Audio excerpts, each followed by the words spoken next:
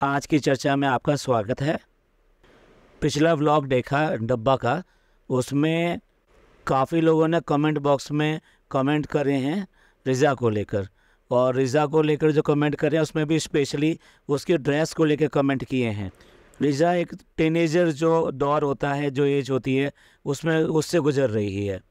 हम मानते हैं ये जो एज होती है ये बेसिकली वो एज होती है जबकि बच्चे बच्चे भी दिखाई देते हैं। और कभी कभी ये लगता है कि नहीं, ये तो बड़े हैं और इनको बड़ों की तरह ही बिहेव करना चाहिए। सिमिलरली जो बच्चे होते हैं वो भी अपने आप में कंफ्यूज रहते हैं इस एज के अंदर कि वो किस तरह को बिहेव करें। वो अपने आप को काफ़ी बड़ा मानने लगते हैं। ऐसे में बहुत सारे कमेंट उसकी ड्रेस को लेकर आ रहे हैं।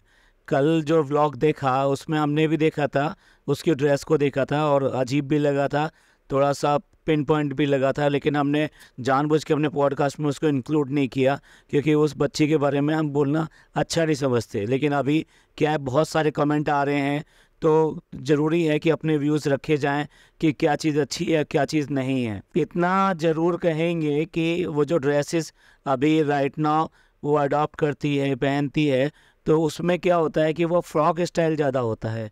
हम ये नहीं कह रहे कि कहीं से भी उसकी ड्रेस गलत है, उसकी ड्रेस बहुत अच्छी होती है, सेंसिबल होती है, लेकिन क्या है वो फ्रॉक स्टाइल ज़्यादा होता है। फ्रॉक स्टाइल होने की वजह से जो उसकी लेग्स हैं वो भी अलग से थोड़ा दिखाई देती हैं। और लोग बाग पता नहीं क्यों इस तरह के कमेंट्स करते हैं, लेग्स के ऊपर कमेंट करते हैं। एक्चुअली मैं बोल ही देता हूँ कि जो रिज़ा है उसकी टांगें बहुत ज़्यादा मोटी हैं और उसकी बॉडी के लिए मीन्स उसके मोटापे के लिए भी कई बार कमेंट करते हैं।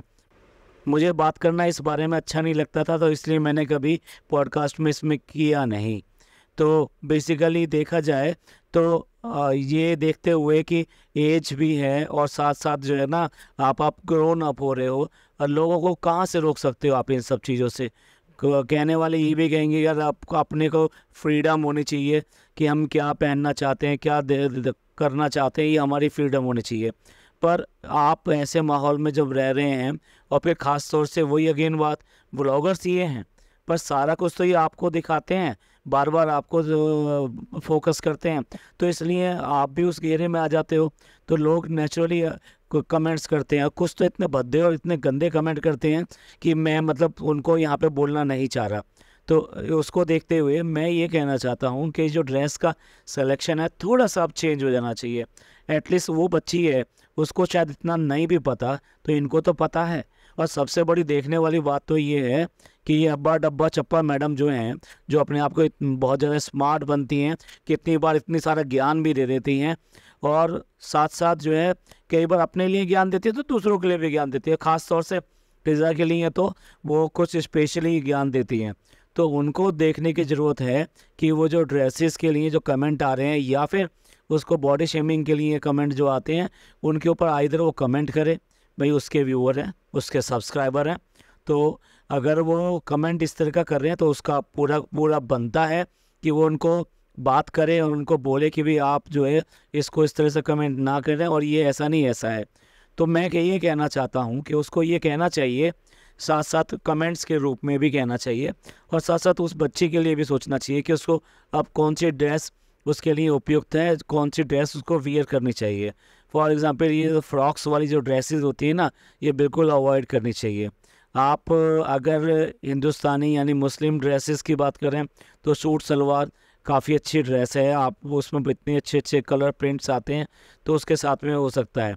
या फिर वो नहीं है तो मॉडर्नाइज चाहिए तो आप कुर्ती पहन सकते हैं और उसके साथ में जीन्स पहन सकते हैं, जैसा कि ये खुद करती हैं। प्लीज़ उसकी ड्रेसेस की तरफ ध्यान दें सो दैट वो इस तरह से ट्रोल ना हो बच्ची, क्योंकि असल में क्या है कि इस टाइम वो ये एज वो नहीं है जब आप जो ट्रोल के जो कमेंट्स होते हैं वो पढ़ें तो आपको बहुत ज़्यादा अपसेट होगा। और फिर याद करें, अपने दिन याद करें, एक टाइम था कि आप भी जो है कुछ अलग ही दिखाई देते थे। यानी कि डब्बा जी के लिए मैं कह रहा हूँ, वो पहले इस तरह से नहीं दिखाई देती थी जैसी आज दिखाई देती हैं। तो उनका मेकओवर भी उनकी जो भाभी हैं फरिश्ता भाभी, उन्होंने किया था। तो क्या इनका फ़र्ज़ नहीं बनता अपने घर में जब ये बच्चे ले लिए हैं, अडॉप्ट कर ही लिए हैं एक तरह से, तो उनके बारे में सोचा जाए। और आप देखें अगर आप, तो ऐसा कोई व्लॉग में नहीं दिखाई देगा जिसमें ये दोनों बच्चे ना दिखाई दें। तो आप देखिए, जब आप इन्हें एक कंटेंट बना के अपने साथ हर समय रख रहे हैं, वो चाहे रात हो, चाहे दिन हो, चाहे आउटिंग हो, चाहे शॉपिंग हो, या फिर कहीं मॉल वगैरह में घूमने जाना हो, कहीं भी जाना हो, आप उनको हर तरह से कंटेंट बना के अपने साथ रख रहे हैं, तो फिर उनके लिए करने का फ़र्ज़ भी तो आपका ही बनता है ना। तो उनका मेकओवर अगर कुछ करने की ज़रूरत है तो आप कीजिए ना, उसका भी मेकओवर कीजिए उस बच्ची का। जैसा कहते हैं ना कि सेम सेक्स के प्रति जो है इतना अट्रैक्शन नहीं होता, ऑपोजिट सेक्स के लिए अट्रैक्शन ज़्यादा होता है। तो ये भी हमारी जो डब्बा जी जो हैं वो ज़्यादा अट्रैक्शन दिखाती हैं रेहान के लिए, जबकि इसके लिए, रिज़ा के लिए बिल्कुल नहीं दिखाती, बल्कि ऑपोजिट होता है। यहाँ पे उसको डांट रही होती हैं, या उसकी बात को खींच रही होती हैं, या फिर उसकी शिकायत तक कर रही होती हैं, जो बेसिकली एक 32 साल या 33 साल की लेडी के लिए अच्छा नहीं दिखाई देता। और देखिए, अब उसका जो पढ़ाई का स्टैंडर्ड है, यानी कि वो 10th क्लास में है, तो डेफिनेटली उसकी जो पढ़ाई है वो पीक पर होनी चाहिए, क्योंकि ये उसका कैरियर का बात है। और लाइफ में यही टाइम होता है कि जब बच्चे का चेंज ओवर हो जाता है, तो क्या इस तरफ ध्यान देने की ज़रूरत नहीं है।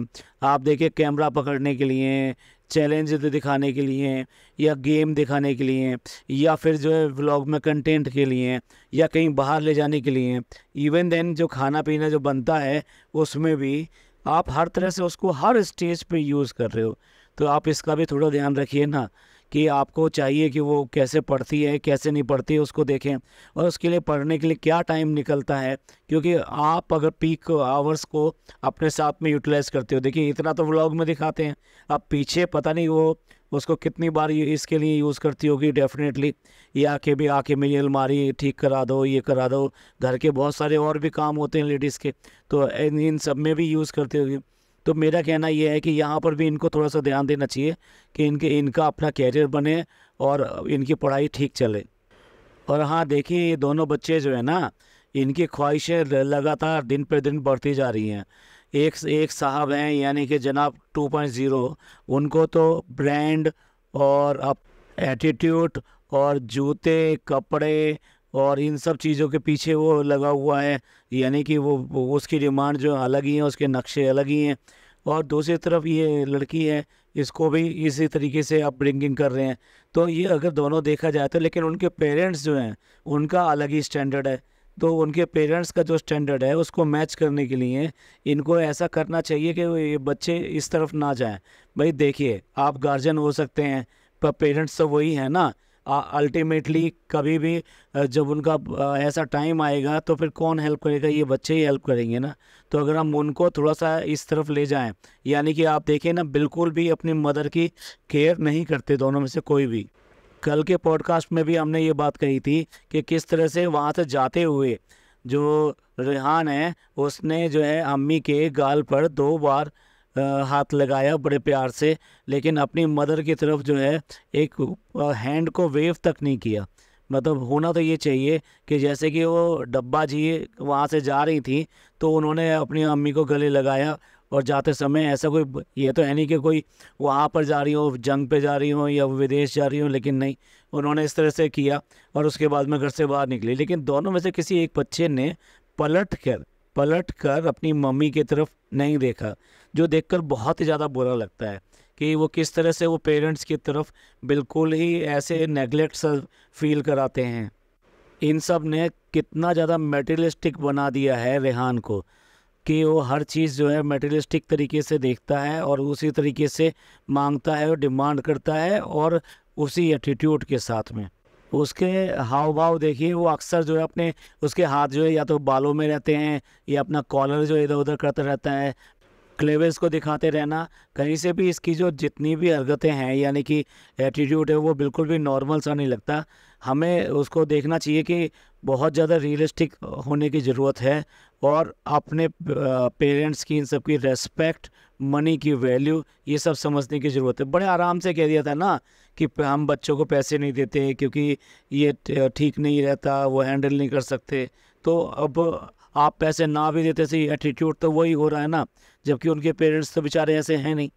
खैर, मैंने बहुत सारा जो है डब्बा के लिए ज्ञान दे दिया, लेकिन उम्मीद तो नहीं थी मुझे ऐसा लग रहा है जैसे मैंने गलत ये सब बोल दिया, क्योंकि वो खुद अगर ऐसी होती तो ये सब चीज़ें ध्यान देती और अपने लाइफ में भी इन चीज़ों को इम्प्लीमेंट करती, और किसी भी तरीके से अपने सास ससुर को इस तरह से नहीं करती जिस तरह से आज उसने किया हुआ है। और देखिए, पलट कर बिल्कुल बात तक नहीं करती है कि इतने सारे लोगों को याद कर रही है, लेकिन नहीं याद करी तो उन दोनों को याद नहीं करी।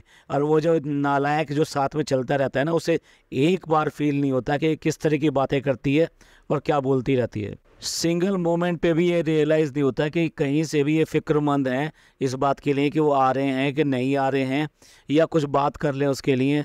और ये जो फ़नी भाई साहब हैं ना, इनका तो हद है। मतलब कभी एक बार हमें तो नहीं लगता दिखाते नहीं हैं और बताते भी नहीं हैं कि कभी फ़ोन पे भी उसने ये सब किया हो, और अगर किया होता तो डेफिनेटली वो बताता, क्योंकि वो भाई साहब कमेंट सारे पढ़ते हैं। इनकी पीआर टीम का काम जो है ना, यही भाई साहब करते हैं, तो इन्हें सारे कमेंट तो पता हैं। और कई बार वो व्लॉग में उसके ऑपोजिट में बोलते भी हैं, अपना पक्ष रखने की कोशिश करते हैं, लेकिन इस बारे में आज तक कभी नहीं बोला है। देखिए, इतना सब कहने के बाद में अपने जो जिम और इस सब के लिए ये मैडम जो रेडी हो गई, यानी डब्बा जी रेडी हो गई, लेकिन एक बार भी इस बच्ची के बारे में नहीं सोचते कि इसको क्या हेल्थ इशू है। ये जो वेट गेन कर रही है इतने ज़्यादा, ये क्यों वेट गेन कर रही है? Is it A medical issue, या फिर एक कोई डाइटिशियन की सलाह लेनी पड़ेगी? और अपने साथ उसको जिम में क्यों नहीं इंक्लूड करती, जबकि उसकी हेल्थ इस तरह से हो रही है? तो ये जिम्मेदारियां हैं जो बेसिकली जिससे बिल्कुल ये मुंह मोड़े हुए हैं। और बहुत ज़्यादा बुरा लगता है जब बहुत ही भद्दे भद्दे और गंदे कमेंट करते हैं उसकी बॉडी और उसके मोटापे, इन सब को लेके हुए। हम वो वर्ड्स जो है ना यहाँ बोलना भी नहीं चाहते। जब एक बात है, ये हमको बुरा लगता है, इसको क्यों बुरा नहीं लगता? क्यों उस बच्ची को इस तरह से गलत तरीके से यूज़ कर रही है? उनको पढ़ती है तो वो सब उनका जवाब दे, और साथ साथ जो है इस बच्ची के साथ में काम करे। स्टारबक्स में और बाकी चीज़ों में, इधर घूमने फिरने में, इन सब में तो इतना पैसा खर्च हो सकता है।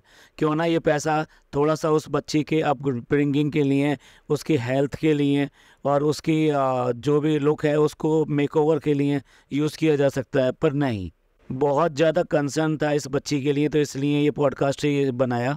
और ये पॉडकास्ट को यहीं ख़त्म करते हैं। मिलते हैं अगले पॉडकास्ट में। खुश रहिए, खुशियाँ बांटिए, अपने रिश्तों का ख्याल कीजिए। ये रिश्ते ही ज़िंदगी में हमें आगे ले जाते हैं। थैंक यू, धन्यवाद, शुक्रिया।